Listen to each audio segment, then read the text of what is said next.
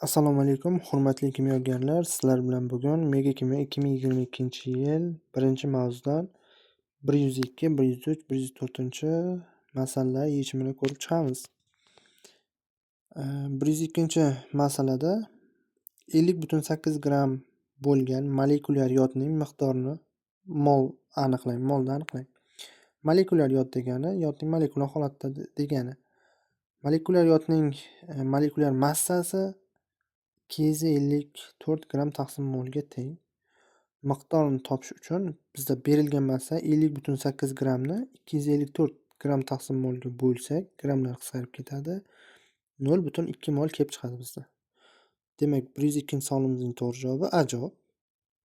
103-savolga qarasak, agar metallning 9,6 grammining miqdori 0,2 mol kelsa, shu metallning molekulyar massasini aniqlang.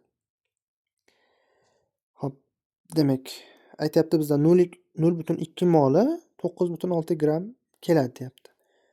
Biz 1 moli qancha desak, 48 grammga to'g'ri keladi. Demak, bizda to'g'ri javob 103-savolimizda D javob. 104-savolga qarasak, 0,25 mol bo'lgan molekulyar xlorning hajmini normal sharoitda litrda aniqlang degan.